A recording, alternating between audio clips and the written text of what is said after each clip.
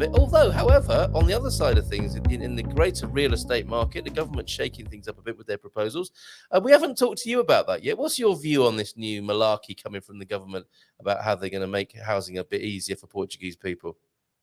They're not. Okay, should we move on? They're not. It's simple. I mean, a lot of ink's still going to be written. You have a lot of, you got to remember something. The government here is, until any law is passed, it has to go through the Assembly of the Republic, Assembleia. Yeah. Okay, and the President of the Republic has to sign that law. Remember that. So there's no matter what politician, it has to get approved. And as of the weekend, even our President of the Republic, which he's a law professor, okay, and he's very big on the Constitution. And he himself said that some of the propositions that they've made are unconstitutional. Yes, it is. So you'll see some changes that'll be happening, but you got to remember something. When people bought property here a few years ago, using, for example, the Golden Visa, with the intention having the AL license, okay, and they were allowed to buy property under those premises from the government. It was allowed. Now it's not. That's a big legal. Some lawsuits were already filed against the government, and they lost the government.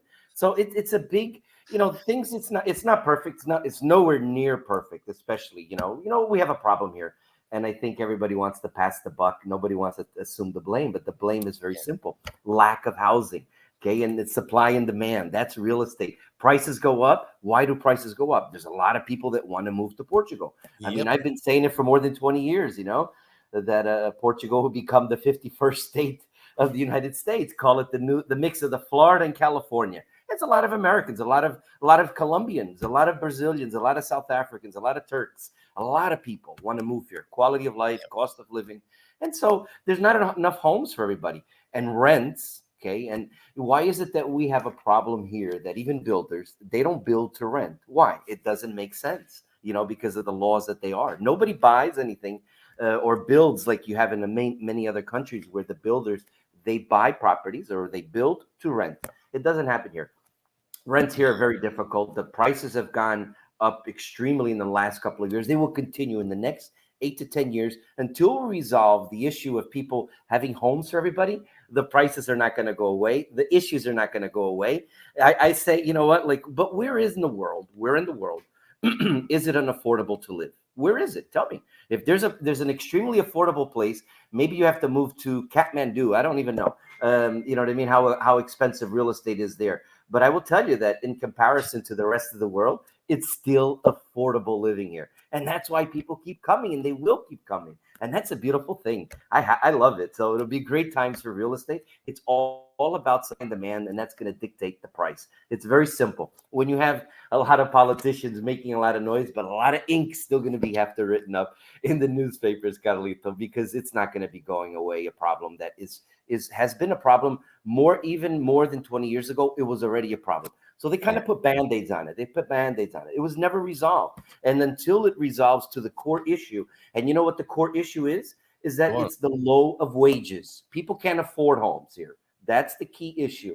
That's the underlying, when the wages are in comparison to what people can afford, then you're going to have some changes. Right now, in terms of inflation, in terms of home values, what they've gone up, the salaries have not gone up in line with those raises, right? So there's a problem. And that's always been the problem here for Portugal, is the low wages. You could see that anywhere, and anybody will tell you. Anybody in real estate that knows real estate will tell you the same thing. That is the issue here. Supply and demand, low wages. People can't afford homes. Can the foreigners afford homes? Yes, but they're not the problem. The foreigners are not the problem. You have a lot of issues sometimes because well, they don't want them to buy in Lisbon or Porto, because of the Golden Visa. Golden Visa represented about less than 2% of what actually in real estate values, Carl. I don't know if anybody has an idea. That's nothing. That's like a drop in the ocean. And only 6% of foreigners, 6% bought properties last year. So 94% were Portuguese buyers. So it's not a big, foreigners are not yet, but they will be more. Those numbers will be more, but for now. And so that's an issue the government has to realize. And, until it passes to the president of the republic, where it signs into a law. Okay, everything else is just talk. It's talk. A lot of ink, a lot of, you know what that does for me, Carlito, is it scares away investors, foreign investors. This is the problem. This is the problem, isn't That's it, the problem Tony? for me. Yeah. Yeah. And that's what we want to put right in somewhere, in some small way, if we can, because people's confidence has been a little bit knocked. It's causing people to think twice. And I love your analysis. I will clip it from the show and publish it separately, if I may, because I think it's an excellent analysis. A lot of these proposals are being spoken about as though they've already passed. And as you say, the ink hasn't been written, let alone dried yet. There's a whole process. And it's some political game playing. Now, one thing that stood out from what you were saying there, and broadly, I'm in agreement with you with what you say. That I think your analysis is excellent. But this thing about what would really change the game here is putting people's wages up for the Portuguese, right? The government aren't going to be behind that. They'll talk about it, won't they? But I suppose if the government employs so many people, they're not going to be putting wages up, are they? You know, the government employs so many people. The government has so many empty homes. Did you know that? They're the owners. Well, they want to pass. Yes. They want to pass a law that anybody that has a vacant home, the government will be allowed. Well, then I guess the government will be having a lot of homes for sale, or not for sale, for rent. That's for sure. So the government is the biggest real estate holder, probably, of vacant homes. Homes. Okay. Yes. And so what they could do, I suppose, they could raise more money by fining themselves for not renting those homes out, couldn't they? Listen, Carlito, I love Portugal. Portugal is for me is the Alice of Wonderland. I feel like Alice. I'm in Wonderland. I mean, anybody that doesn't like Portugal, get the hell out. It's not for you. Serious. You know what I mean? It's that simple. Portugal is the best country to live, the quality of life, cost of living, everything. But it's not for everybody, and you're not going to change it. Remember, we talked about this. You're not going to change Portugal, but Portugal may change you. Yes. We have issues here, social issues. We have lots of other issues. What country doesn't? What place in the world doesn't? We have our own. We're dealing with them, but except that it's been things that for more than 20 years have been passed under the rug, and it's about time that it's being faced. And that's what we're trying to do, I guess, as a nation, just get up from that, because everything else is in the right direction, and that's why people are moving here and attracting. So you don't want to ruin that. Okay, you don't want to ruin that. You don't want to go back to 2012. I'm not sure if you were here, but government was bankrupt, didn't have money to pay. What happens if they didn't have money to pay the government people that working for the government? Where are they going to be working? Or the doctors, or the teachers, or this or that? And so, the government created these tools for people to come and invest, live here. Even, some say that, the foreigners have a tax break of 10 years. That's not true. Portuguese people do too. If they live outside of Portugal more than 5 years, they can come back to Portugal and be in the same circumstance of not paying tax for 10 years. Not too many people know about this, but Portuguese people have the same rights as any foreigner. Foreigners here are invited because you know what? They help spend on the economy, everything that goes around. And I welcome them. I love foreigners. I'm a foreigner myself. And if you're unhappy, if you're Portuguese, you're unhappy, or anybody listening, get out. We don't need you. Get out. It's as simple as that. And that's what it is. And people gotta learn that, there's you gotta find your place.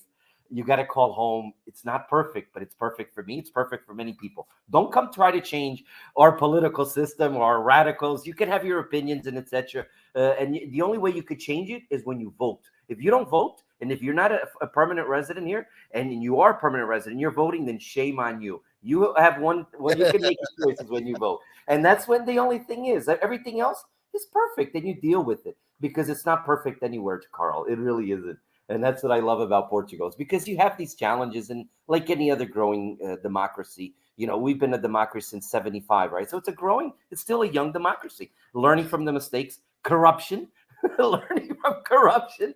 And so you're right. I mean, it's a society, and no society is without its challenges. Lots of excellent comments coming in. On that matter, of course, is the 50th anniversary of the Carnation Revolution next year. So how do you feel about that, and what would you like to see? And I will be asking this question of more people. What I'm trying to do is get together You'd be great on this panel if you've got time to do it. But I want to, you talked about, foreigners, you love foreigners coming to Portugal.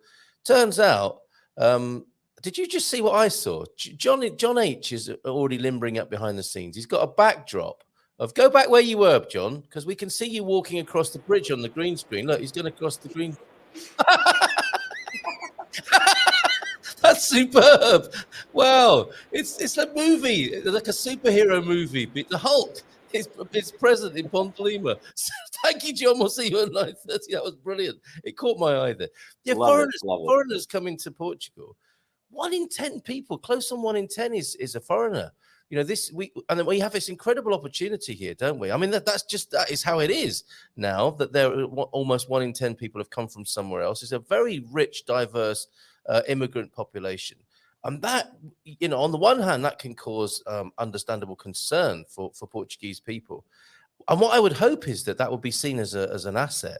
That what people are bringing with them, they're not least their wealth and their contribution to the country, but ideas and getting behind these wonderful things that we love about Portugal, celebrating those together. And what an incredible formula that could be for the continued success of Portugal for the next 50 years, beyond the 50th anniversary of the Carnation Revolution. How would you see Portugal in 2074? And maybe you will be on this expat thought leader panel of ours discussing that question. But what's your personal view this morning on that, Tony? I think there's going to be another revolution here in Portugal. That's my You opinion. do? Seriously? Yeah, seriously, because it has to do a revolution when you revolutionize, not Yes. maybe guns or anything, but you have to change the political system here, the way it's done things. You have countries outside of that are examples, like in the Nordic countries. How many politicians do they have? What they get paid? It's none of them want it. You know what I mean? They don't even get paid a lot. Here, they have a lot of rewards for being a politician, and there's a lot of Tichinhos, you know what I mean? Like, the little cousin or they're put in this place and this place. Look at the stuff that's going on with TAP. You know what I mean? Like an airline that's costing the taxpayer billions of euros, billions. Okay, Yes. Bailouts of banks, billions to the taxpayer. All that money, if it wasn't used for those things, we would be in a much better place.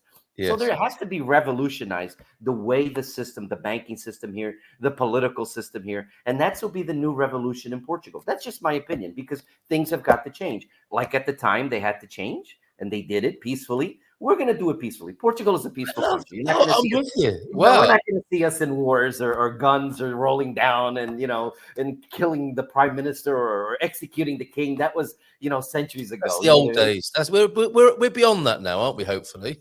Yeah, we are, and Yes. but people are resilient. The Portuguese people, that's what it is. They're resilient, but they're resilient up to a certain point, But at the same time, when people's attitudes and mentalities, and this is a thing. I mean, when you talk about immigration, I think immigration is great. You know why? Because the immigrants that are coming in are doing the jobs that the Portuguese people don't want to do. They don't want to work in hotels. They don't want to work in factories. Portugal has, over the last 20 years, and this is a society in general, we've created a society that people are working. Everybody's a social influence. Everybody, you know what I mean? Like nobody wants to get the job done. Everybody wants to be a star on internet or something. And I think what happens is you need the people that are going to do manual labor, work at the hotels. We need, how many times you go into a restaurant or hotel and their lack of staff, right? So you see somebody working from Brazil or from the Ukraine or from Bangladesh or from India, etc. You don't see Portuguese people working. That's what's happening. Yes, because, it is. Portugal raised in the last 2 decades here a bunch of doctors and engineers, and okay, schooling is great, but not now. People, the government is saying, you know what, they give too much. The socialism has to change a little bit. You can't give everybody everything. People have to go work for. That's the way I see it. And so there's got to be a little bit of changes in that, and it will. Because you know what? They do, Tony, don't they? I mean, you like, it's a great example you give there, actually. One of my early recollections was being in a family restaurant in Nazaré. And we were talking to the young lady serving us. And it turns out she's the daughter. The grandma's cooking, the parents own and run the restaurant, and the daughter's working in there. but only for a little while, because she's a law student, being well educated in the way that people want in this country. But what does she do when she becomes trained as a legal graduate? She leaves the country, and there's a problem with that, isn't there? There's a problem with that. That it's great to train people and educate people, but if they leave because there's no opportunity for them in their own country, that's a little bit of a shot in the foot, isn't it? Yeah, do like Cuba. They don't let the doctors or lawyers or engineers leave. You have to stay there. They give you the free education. You have to live there all your life. you know, I'm not saying become a Cuba. You know what I mean? But there's got to be. It's free, right? Education is free. Maybe they should have to spend the first 5 years here. I don't know. After they graduate, they should not be recruited. The best doctors, nurses, lawyers, everything. They're recruited right at a university level. No, maybe they should spend time here 2 years to give back to somebody else. What they've learned, you know what I mean, before they can go on, then they can go on, because free education, it does have a price, and it should be that, like we're educating them, but then they're going to be leaving. We're educating the best financial advisors. We have some great schools. Did you know this? And that's why they get recruited the best. But we have to get out from the stigma that immigration is bad. I love immigration because, even myself, when I immigrated to the United States, we were immigrants, and like many other people, many Americans are leaving there now. But you know how many people are going to be wanting to go to the United States? The ones that want to leave. The United States doesn't need you anyway. It didn't need me. I'm happy here. You know what I mean? And so the people that want to go there, they're going to want to contribute their immigration. That's how it is. Look at the UK. You have how many foreigners there, that move there as well, right, Carlito? And that's what it is. It's because they're going to be doing things that nobody else wants to do. No doctors or engineers. They're not going to, you're going to go to a Starbucks cup of coffee. One day it'll be surprised. Hey, I have a doctor or a lawyer that's serving me a Starbucks coffee, when they're able to get paid X amount of money. And that's the truth, and I think that's the revolution that I feel that what's needed here in Portugal is just that people to get over the bureaucracy level, the political structure, that it's just too many politicians. There's too many chiefs, not enough Indians, right? That's an expression. Often the way in management, isn't it? And public institutions, yes, because I guess they promote and give themselves pay rises. The middle managers. Running a government is just like running a business. You have to run it. Okay, you have to have loss. You have losses, and if you're running a company and you have losses, you're fired. Okay, you don't have a chance to go back on votes. You're fired, right? And so it's about losses and gains, and you got to look at it. And they're rewarded for the gains that they have. Here, even if a company like TAP has losses, the CEOs and everybody, they're rewarded. How does that work? I don't understand. And so now it's going. These are things that we're sick. I am tired of. Everybody's tired, and that's the truth, Carly. And those are the changes that need to get done in real deep into raising the wages for everybody, the salaries, to make it competable, so you can compete with other European nations, right? So then that way. Yeah, and get people that are getting that social paycheck that they're sitting on their ass on their on their sofa. I'm not sure if I can say ASS, but too late. You did it. Okay, but they're sitting on the couch and they're not really doing anything or helping promoting the well-being of society. They're not contributing. They're not paying taxes. They're and they're receiving a paycheck. Get them out to work to clean the mountains or the streets or something. I don't even know. Get them to clean the mountains. Okay, so we didn't have years ago when before and this is stories. Anybody. This is not from my time. I wasn't even born at that time. But in times before, we had the 75th of April. People were happy in the sense where many things this didn't happen. And even Salazar said himself, this will become a country. He died poor. He didn't, believe it or not, like all the politicians. And I think, man, how did you get to accumulate X amount of wealth over a period of time? I haven't done it. And I work my butt off every single day. And I work my butt off every single day. And I have for since I was 14 years old. And I have not accumulated millions and millions in offshore accounts. How do they do it? How do they live what they do? So maybe I'm in the wrong business. We are in the wrong business. I got to get in there Now too. you mention it. Now I feel a bit naughty talking about revolution, but I think the kind you're speaking of is that it's absolutely spot on. What a brilliant premise this morning, and what fantastic ideas you're bringing to us this morning. Do let us know what you think in the chat, folks. About it's a full-on Tony time this morning with António Barbosa and Infinite Solutions. Yes, on the matter of golden visas, if anybody does still want to get in there before the door shuts, if it shuts. Tony's your man to speak to. Tony and I know a fantastic colleague by the name of Michael Maxwell, right? He's a great guy. If anyone wants to skinch in just in that last part of the golden days of the golden visa, get in touch with Antonio and have a chat with Michael, because he's one of the best in the business. There are a lot of great people doing that scheme, and a lot of interesting ways of going about it. I do really like the way Michael goes about it. So if you're in, do you want to add anything to that, Antonio, about Michael and his how he goes about the golden visa? Well, he's like myself. He's a lover of Portugal as well. Okay, so and he knows that the company. Well, and I feel the company he works behind and the board of directors. It's all about the people behind the structure of any company, right? That does this. Yes. And their philosophy. And when they're involved with some of the best, the elite builders. Okay, when they cherry pick properties into their property funds, Carl, there's some builders, some phenomenal buildings and properties that they cherry pick from, and that's what you want, because then that's what's going to grow the portfolios. And they have it spot on, and that's it.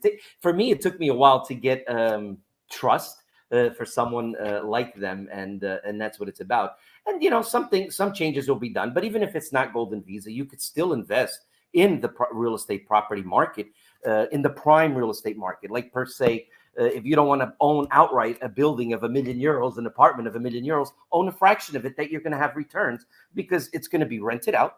Okay, guaranteed. It's going to get sold. So after the fund is fully mature, you're going to be able to get your investment not only on a yearly payment, but also a lump sum payout. So and there's a minimum investment of €550,000.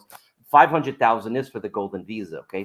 But you don't have, anybody can invest any amount, minimum €50,000. It's just like investing in a piece of land and buying it and holding it there. That's the same way. And you're investing in the prime real estate, cherry pick properties that are cherry picked. And so they know what they're doing, and the whole corporate structure, the board, I know them, and some of the builders, even the Moreno with Stone Capital and other builders that are phenomenal. It's you have to see that behind what properties are in the portfolio and the buildings, and that's what the key is.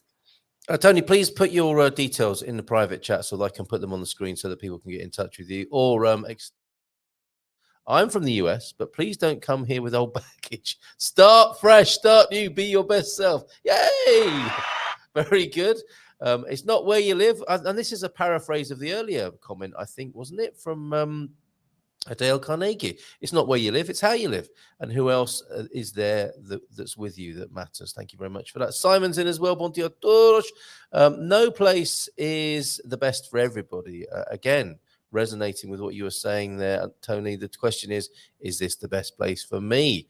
We have a vacant home tax in Vancouver. Got a bill for this house. If vacant, pay $8,000. Yikes! And report before due date showing it is not currently vacant. That's one way of doing it in Portugal, isn't it? Is to tax empty houses, perhaps.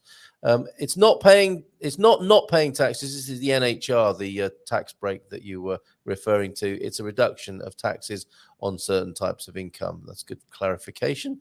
Olá, Antonio, from Simon. Uma manhã fina e fresca para você. My first visit was in 2012. And remember, the lawns in the suburbs were overgrown, was still amazing, but I'm amazed how much had changed by the time I visited again in 2019. Imperfection is beautiful. Would you agree with that, Tony? Imperfection is beautiful. Absolutely. Isn't it? I'm imperfect, but I'm perfect. I can't believe that. Perfectly imperfect. Antonio Barbosa with us this morning. Agree to disagree. Agree to disagree. Short visit to the show today from Matty. Got to go. Have fun and keep healthy. Thank you, Matty. In my opinion, my humble opinion, Portugal is head and shoulders above other European countries in terms of cost of living, lifestyle, culture, and overall welcome. However, The Portuguese government is missing a trick due to the impenetrable bureaucracy. No one likes impenetrable first thing in the morning. And despite the relatively low cost of the D7 visa, the immense overhead of paperwork and protocol. Would you agree, Tony?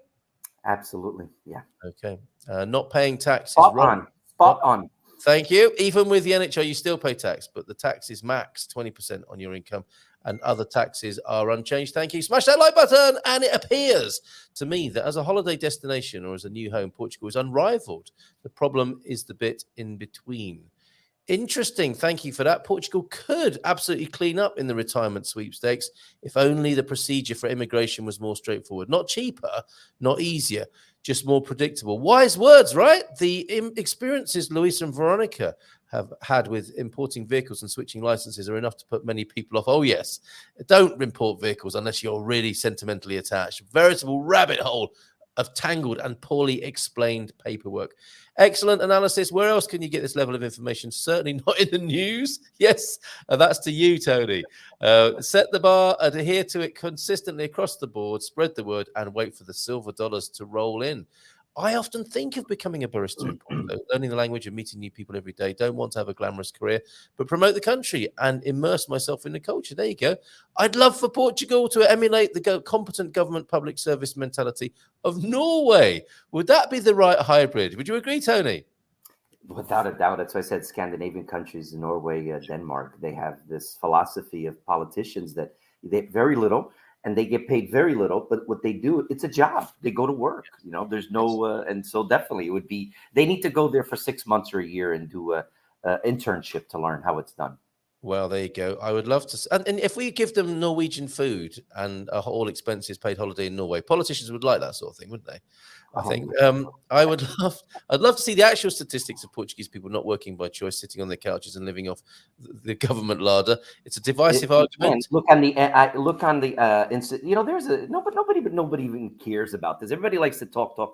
You want statistics? Look at INE.pt. Did you know that? It's the Institute of National Statistics. INE.pt. You want to know about statistics about years ago, about the rents, about this, about that, unemployment. INE.pt. But nobody's going to say, I love sitting on my sofa, are they, in a survey? I don't think. I get your point, James. I get Tony's as well. It's not the first person I've heard saying that. Portuguese people have asked, when you talk to the taxi drivers and the barbers and so on, these are the sort of sentiments you hear that are complete shock to me in my early time here.